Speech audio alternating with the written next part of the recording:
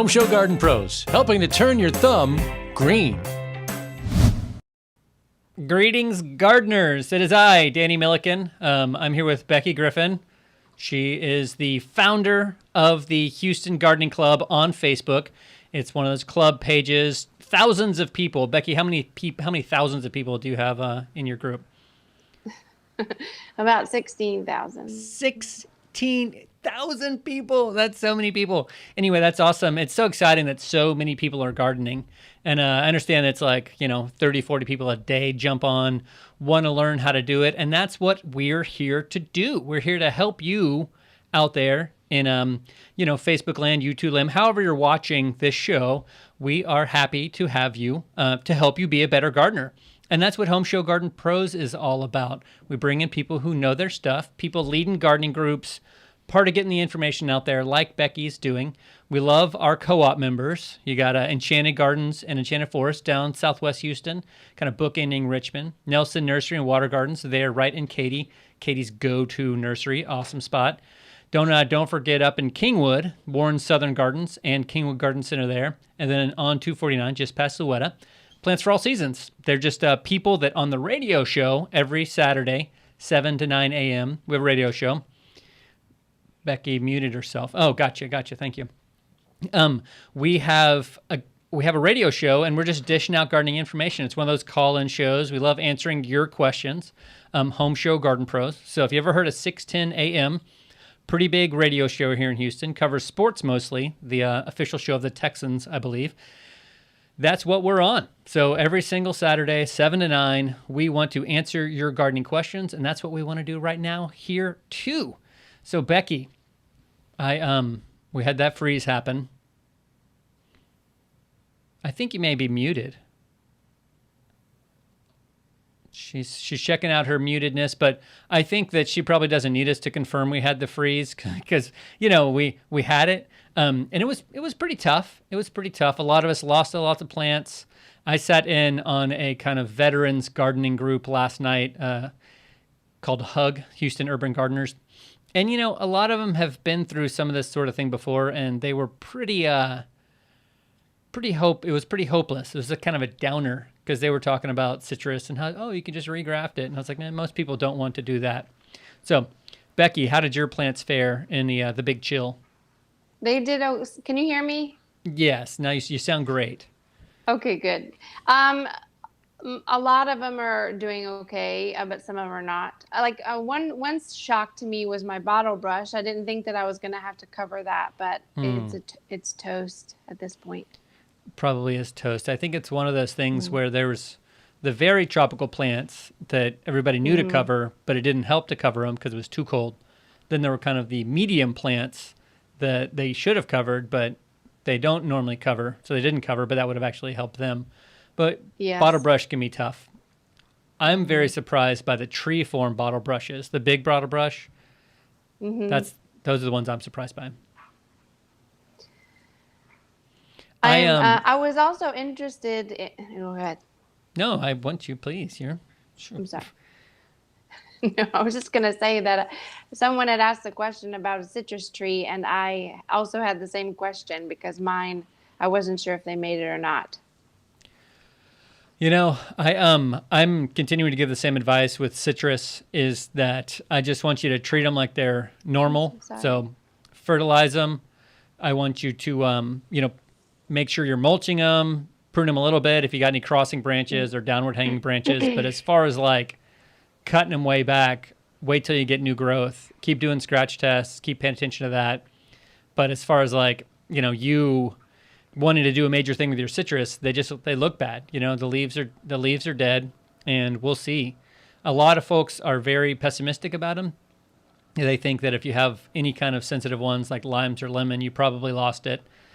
So that's, it matters what kind of citrus you had. Right. Mine's a Meyer lemon. Yeah. How cold did it get where you are?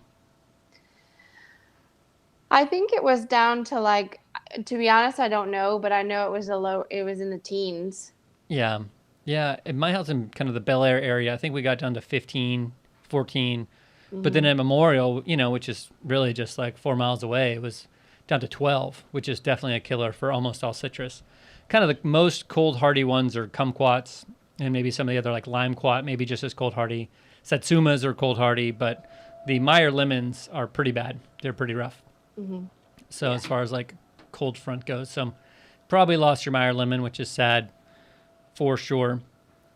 If you followed our advice, you covered up the graft, you covered up the trunk, made a little permissible volcano this one time around the trunk, and that was helpful for you.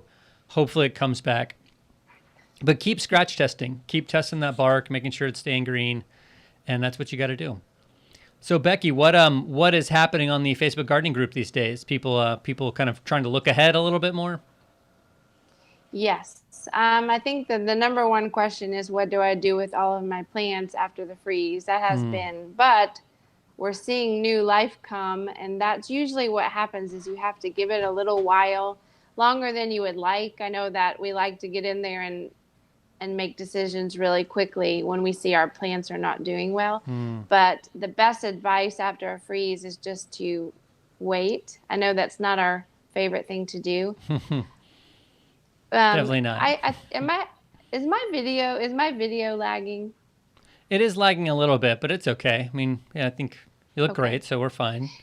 Yeah. Okay. Well, yes. So the new life and the new growth is always encouraging, and I love to see that on our groups. One of the really standouts has been all of the tulips that are blooming. And the tulips love that cold weather, so they're just really thriving. Yeah, one thing I think with those is it makes them all come up at one time, which is what everybody wants, to have that big show happening. Lovely stuff. Yes. I mean, there's a lot of like moving forward, what should we do now? Sure. Yeah, so how'd you get the inspiration to start this Facebook group?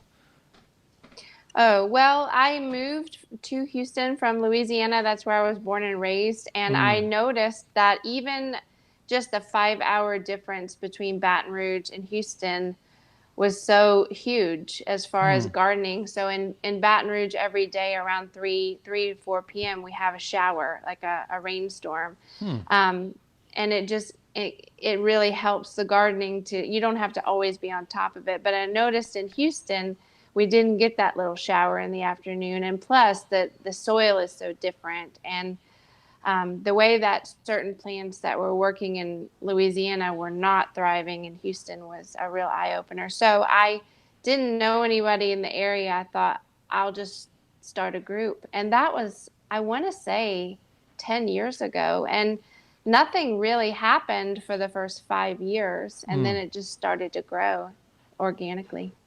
And have you seen the last year during COVID, have you seen a lot of growth as well? Yes, it's exponentially grown. I would say 200 people a day, easy at this point, are joining. Wow. That's incredible. Yeah, it's a lot of work to keep up with, to get them all approved and make sure you weed out the bots. Am I right? They're always like coming in. Yes. Tell us why you want to garden. Yes.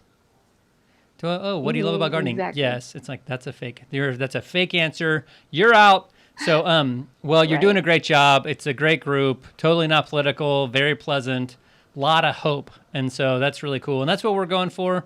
We've linked kind of the two together a little bit, Home Show Garden Pros and Houston Gardening Group. You guys doing such a great job. Usually I cull these questions that we're going to answer from our homeshowgardenpros.com page. But this time I took them mostly from your site. So that's kind of cool. Was able that's to, awesome. So we'll answer some Houston gardening group questions today. So you ready to start answering some questions? Yeah, let's do it. I guess maybe you've seen some of these since they're, already yours. So. All right, here we go. Here's the first one. Right. This is from Jessica. She says, "Hey, y'all, I finally want to plant something pretty and flowery." See, that's hopeful. Have a spot about 2 by 4 foot that's full sun all day. Any suggestions for something to put there that's pretty and beneficial, something that's good for pollinators? Jeff, that's a good one. Yeah, it's a great question. This is one of my favorite plants, of my favorite flowers of all kind. It's a perennial. It's called Salvia leucantha, or Mexican bush sage. That's just my all-time favorite. If anyone asks me what to plant, I always say that first. But of course, Salvia leucantha, and then I would say, of course, the purple cone flowers are great. black-eyed Susans. Those are standards, milkweed. And one thing I would say about the milkweed is make sure you check with some of our local, our partners, our local partners. They'll make sure that you have the right variety of milkweed because there are some out there that can actually do harm to the butterflies and the pollinators. So just make sure it's a good local grower that gives you the milkweed. And two of my favorites also is if you can find a plant called thrift, like thrift store. Those are beautiful, and they're you could probably find them again in a local nursery. And one of my all-time favorites is called spiked speedwell. So the speedwell varieties are beautiful, but this particular one, the spiked, are just really gorgeous. That is so cool. I'm not familiar with speedwell. I need to look it up. So why do you love Salvia leucanthus so much? They're really velvety in feel. They feel like velvet, and they're stunning. They get to be about 2 to 4 feet in height and width, and they just fill out a space really nice. But just the way that they grow, they're just so beautiful. And I love the feel and the color. There's a really, really deep purple color. Yeah, the flowers are beautiful, and the benefits of pollinator attraction and low water. I mean, it's really a winner. Right. It checks a lot of boxes for kind of Jessica's question. So nice work. I love things that take up some space, and so you said it, but that the echinacea is a great one to go with. Purple coneflower, really a wonderful plant, Texas native, and a lot of our native pollinators really, really love it, as well as European bees, the honeybees that we all want to feed so much. So have you seen many bees since the freeze? Bees since the freeze. I have. Yes, that was really exciting to see them come out. They were out like minutes after they could, the sun came out. I was looking at my plum tree that has rebloomed since the freeze. It had actually fruit on it. They all dropped it. It's rebloomed. And I looked up and I saw a lot of pollinators. And then I looked closely, and the first few I saw were wasps actually doing pollinating. I was like, that's interesting. And then I was like, are there no bees? And then as I watched, I saw many bees. So, but the first few I saw were wasps. And just a reminder, wasps do pollinate. They love the nectar. They love the pollen. Yes. So not just bees that we're looking to take care of, but it's also our wasps. And the wasps do protect the garden from a lot of bugs. So that's another cool thing, which is why Jessica wants to bring in those flowers. Yes. All right, you ready for Good. question number Great. 2? Yeah, for sure. Yes. All right, here we go. For sure. Number 2. This is from Jennifer. I'd like to grow corn from seed. All right. How many plants and how much space should it take? And when should I start it? So she has lots of questions.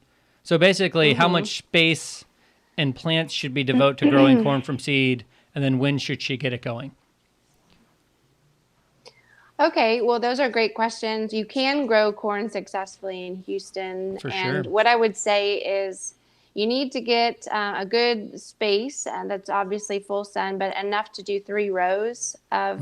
You want to plant them in rows of 3 so that they can pollinate each other. They don't use the benefits of bees and other pollinators for pollination. Sorry. So get you a good plot. You can do 3 rows, and they need like a mound. So you need to build up the soil a little bit so that it has like a 5% slope is what they call it. You can sow them directly in the ground. And once you get them in the ground, you want to make sure that your soil is well drained. So if you need to add some topsoil or some compost on there, or if you're using a raised bed, you can also make sure it's good soil. But just water them, make sure it's moist, and then they do not tolerate drought.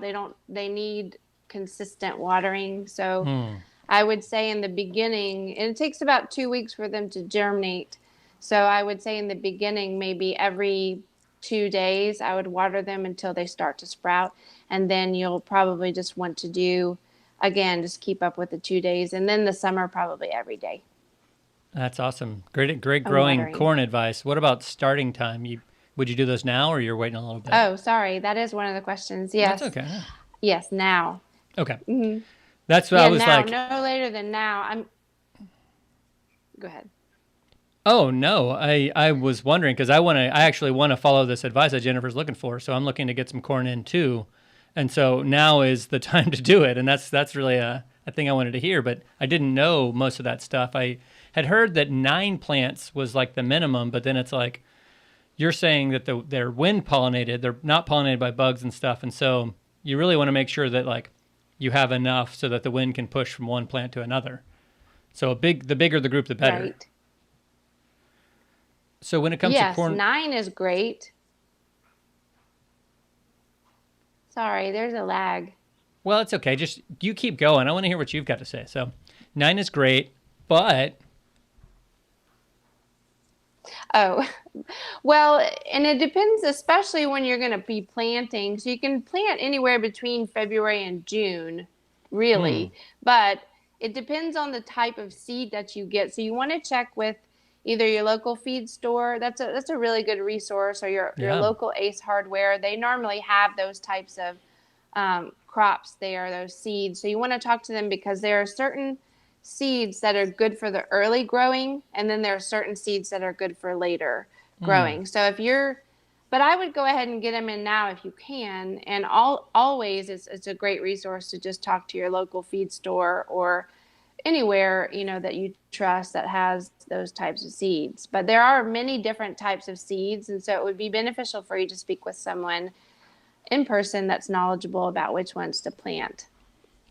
absolutely, that's wonderful advice. I had a successful crop of corn only one time in my years of growing, and I think it's because I did a lot of corn. And I think I want to do that this year because I really enjoyed it. Some of them you didn't even have to take inside. You basically didn't cook them. You just let them get hot, and then you could eat them. And man, they was so sweet, so delicious. And so I think I want to do a bunch of corn this year. So I have the seeds, and I need to go do it. So Becky, thank you very much. Need to get that done now. Yep, Okay, now. on to question 3. Here it is. It's from William. Will. Uh-oh, we kind of got after this a little bit, but William says, I think my citrus are dead. What should I do? I am tired of waiting. So I guess that's a fine sentence. I mean, it's like the colon there is throwing me off. So William is tired of waiting on his citrus. What should he do? Well, first of all, William, I feel your pain. I also had a Meyer lemon that I think bit the dust, and I'm so sad about because it's been in the ground for a long time. However, Dany alluded to this earlier. You just want to do the scratch test right at the base, ground level, just to make sure what do they say that it is? It's like a slip. If you scratch graft? it and there's a slip. Yes. The scratch test. Like below the graft. Yeah. Oh, yeah. Test. But yeah, anyway, a sucker or whatever. Right. But I think that if any new growth is coming from below the graft, I think that you should probably replace the tree.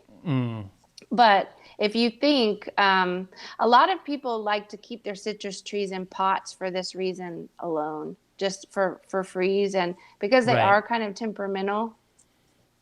Yeah, for sure. Sadly, I don't know what kind of citrus tree he's talking about, so that would obviously change the answer to the question. But for my lemon tree, I'm 99% sure that it's dead. But like you were saying, what did you say? Kumquat is they do better. Yeah, the range of citrus hardiness is wild. You got key limes that are really 32 degrees, 30 degrees, something like that. And then you've got kumquats and satsumas that are down in the mid to low teens. And so there's a broad range of citrus. So, people are kind of shooting off, oh, what's my citrus going to do? Well, what kind is it? I mean, right now my satsumas look just as bad as my, navel oranges. And so I'm not sure what's going to happen with them. But I think it is tough to wait. But I'd fertilize it. I would put down something that's going to activate root growth. Things with ocean in the title are usually wonderful. Super seaweed. You have like Ocean Harvest. Those are both Microlife products. We love the Dakota Rev as a root stimulant. This exact same thing. There's lots of products that can help. But that's really a great thing to do right now is try to get those roots kicked off. And maybe it can save some of the lower part of your tree. But Becky, you were right. That graft line is key. anything above the graft, if that's what's coming back from the dead, that's great. You have this strong root system to support it. It'll grow back pretty quickly. But below the graft, that's a whole other plant. That's not the fruit tree that you love. That is the rootstock. So if you're really, really tired of waiting, I would just take it out, fill that hole back with another plant or something else. But I'm going to keep waiting on my citrus until I'm confirmed doom or success. So that's what I'm going to go for. Hope that helps. Yes. All right, here we are. Here, next question. We're jamming. We're doing great. You're doing great. Here we go. Next question. Okay, it is from Sarah. Sarah says this. She's looking for a good raised bed soil recipe. I have composted manure, peat moss, old potting mix that was made with manure and peat moss, vermiculite, garden lime, Epsom salt, and worm castings. Wow, that's quite a... What do you think about her raised bed soil recipe, and what do you like to do for raised beds? That's a lot. That's a lot going on, and that's all great. I mean, if that's what you want to use. I think if you just stick with 50% compost, 50% a good quality topsoil, and the worm castings, of course, are great. I never know how to say this, but mycorrhizae, is that how you say it? Mycorrhizae. Mycorrhizae. The fungi? Thank you. Yes, I'm an amateur gardener, so I don't always get these names right. So mycorrhizae, yeah, if your topsoil doesn't already have that in there, I would add that into your topsoil. But it just, a good compost, a good topsoil, the worm castings, of course, are great. Right. And then, that's pretty much all you need, I think. And there are some great companies that actually sell that fungi. There's a Wild Root, I know, is selling a fungi. I know that Monterey has a lot of great things for adding beneficials to the soil like that. So there's definitely ways to go that you can get that fungi in the soil that's really good. But I kind of get the impression from you, Becky, that you maybe think that this recipe that Sarah's got is a little over the top. It seems to have a lot in it. Yeah, I think you just want to go with the basics to start out, and then as your plants need things, then you can kind of amend it at that point. But that's just my personal opinion. Yeah, and whenever you're dealing with... What do you think? Well, whenever you're dealing with composted manure, you really got to be careful because you don't know what that animal has eaten. If it's a horse, that's probably a little bit better than a cow. Chicken can be actually really high in arsenic, which is not that great. And so some chickens, like if they're organic or whatever, they're eating less arsenic than non-organic chickens. And so it just ends up being this real touch and go thing with animal waste that I'm a little wary of. I mean, I want that stuff to age for years, but I'm with you. It's like, give me a great compost. And, a lot of times those companies that are making great compost will mix a great, topsoil in with it, and you'll have a great garden soil right there. So I'm a huge fan in Houston of the Nature's Way Resources Garden Light is what it's called. And it's got expanded shale in it. And they've also got a little bit of a mineral pack, which I think what Sarah was going for that, the mineral pack with a lot of the stuff that she was adding, the lime and stuff like that. But my go-to minerals are Nature's Way Resources makes it. It's called Remineralizer. And get this, Becky, there's 3. It's granite sand, Texas green sand, and another really good sand that's also real mineral rich. But it's got over 76 minerals in it, just this one product. Wow. And so if you're looking to add minerals, it's like a dream product for that. So really good stuff. It sounds great. Yeah, and it comes in a little bag. It's not very expensive. If I just used it in my veggie garden, that little bag, 2 bags would last me all year. I also love it as a yard treatment and a tree treatment too, because everywhere runs out of minerals. It's good stuff. It's good stuff. Well, I think that's great advice. Kind of keep it simple. Don't go over the top on some of the stuff, and just when you're doing it from the first time, that's when you buy the good soil, and then you keep adding all your composted manure and your stuff to it as you go on. She did have a thing about vermiculite. Have you dealt with vermiculite in a raised bed garden? No, I haven't. I haven't either, and I really haven't seen that very often. But it's so like light and flaky. I would imagine it would sort of just go away in a setting like that. Yeah. I can't speak to that. Me either. All right, great. We'll move on. Next question. All right, here we go. This is our 5th question. Record 5 questions today. This is from Laura, who seems very nice. She says, Yes. I have wisteria vines that have wrapped around wrought iron installments on the balcony. They're beautiful all year, every year.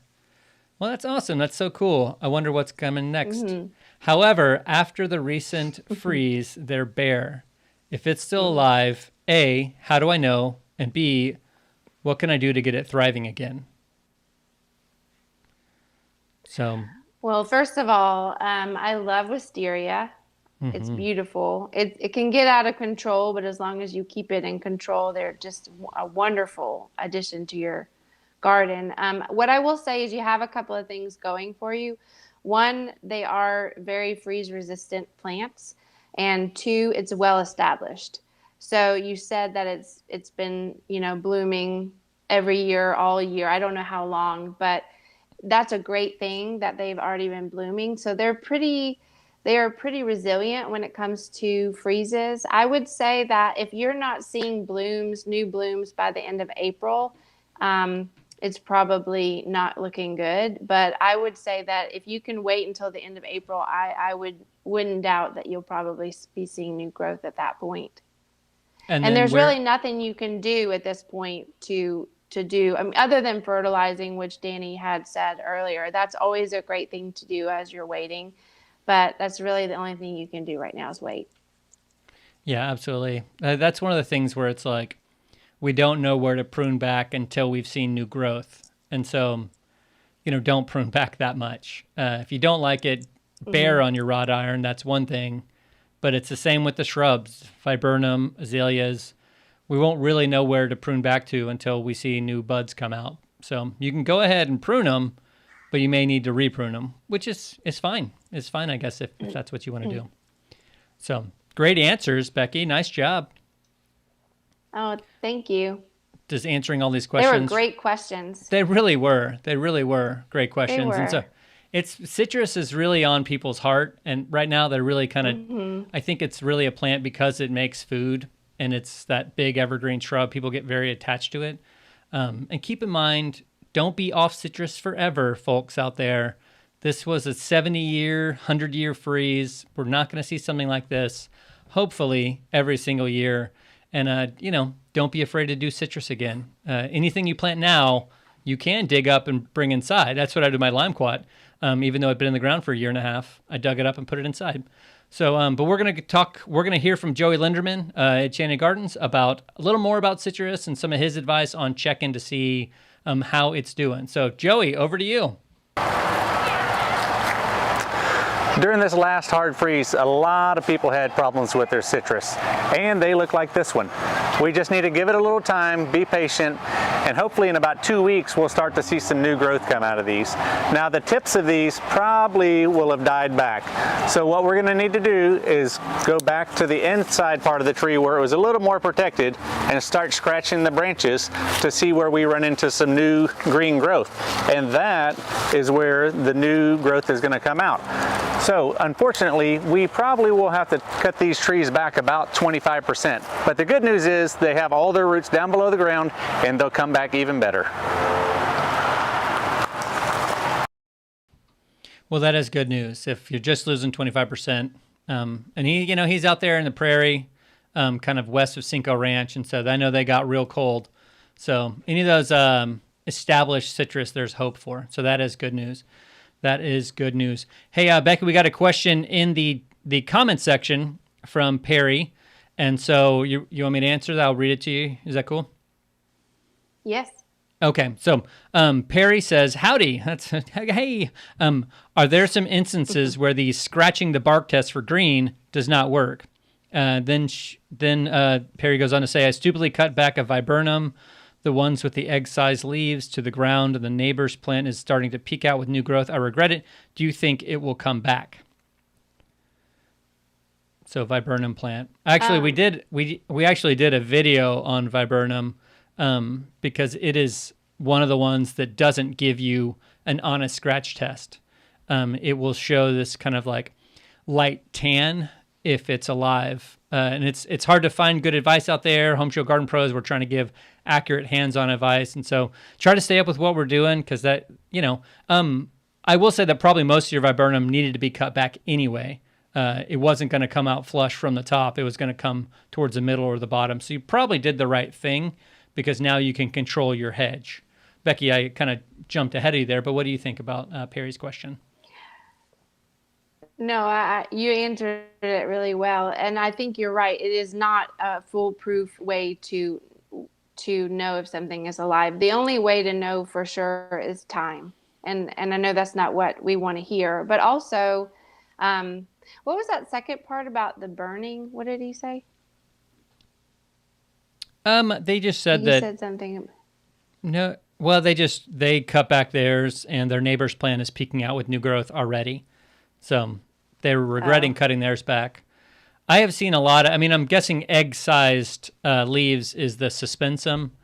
And, that one, that's the one that also they smell bad when their leaves die. And it's like if you mixed kind of like moldy shoe with wet dog, you kind of get that smell on them. And, the bad smell is persistent, and you're not going to get a very consistent shrub from these dead or dying bushes, and so cutting them back is not a bad move.